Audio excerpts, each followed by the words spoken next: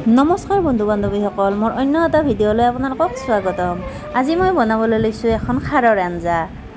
যিহেতু মই নলবাৰীৰ হয়, নলবাৰীৰ মানুহে খুব বেছিকৈ খাৰ খায় আৰু আমাৰ ঘৰতো প্ৰত্যেকজন সদস্যৰে খাৰ বহুতেই প্ৰিয়। সেইকাৰণে মই ভাবিলোঁ যে খাৰকে বনাওঁ।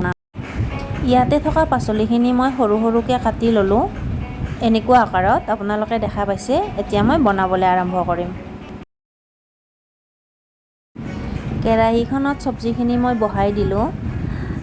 মই চব্জিখনত খুবেই তেল কমকৈ ব্যৱহাৰ কৰিছোঁ, কাৰণ খাৰৰ আঞ্জাত বেছি তেল নালাগে। নিমখ অলপ দি মই ভাজিখন লৰাই আছোঁ। ইয়াতে মই এতিয়া অকণমান খাৰ ব্যৱহাৰ কৰিছোঁ, যিহেতু খাৰখিনি মোৰ খুবেই কাঢ়া। খাৰখিনি আমাৰ ঘৰতে বনোৱা হয়, আঠিয়া কলৰ মূৰাৰ খাৰ।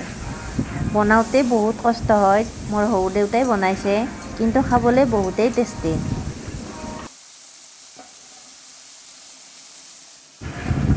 এতিয়া অলপ ঢাকনিখন দি ভালদৰে চব্জিখিনি অলপ সিদ্ধ হ'ব দিলোঁ। ভালদৰে সিদ্ধ হোৱাৰ পিছত এতিয়া মই ইয়াত অকণমান আদা, নহৰু আৰু কেঁচা জলকীয়াৰ পেষ্ট দি দিম। এই আদা, নহৰু, কেঁচা জলকীয়াৰ এই পেষ্টখিনিয়ে খুব সোৱাদ আনিব আৰু খুব ধুনীয়া এটা গোন্ধ আনিব, যাৰ কাৰণে খাৰখন খুবেই টেষ্টি হ'ব।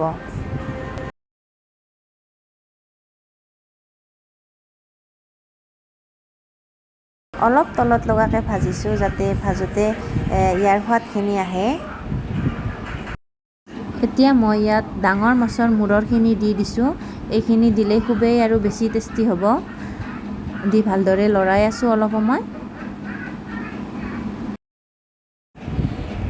ঢাকনিখন দি জুইটো কমাই আৰু কিছু সময় মই ভাজি আছোঁ।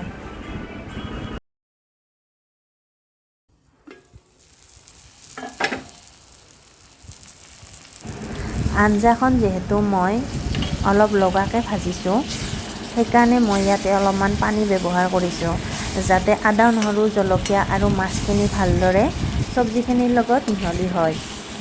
আপোনালোকে ইয়াত দেখা পাইছে, দেখিবলৈ খুব ধুনীয়া হৈছে।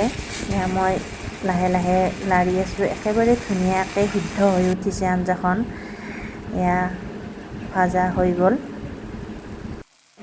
ইয়াতে মই 3বিধ চব্জি লৈছিলোঁ, যিকোনো এবিধেৰেও বনাব পাৰি।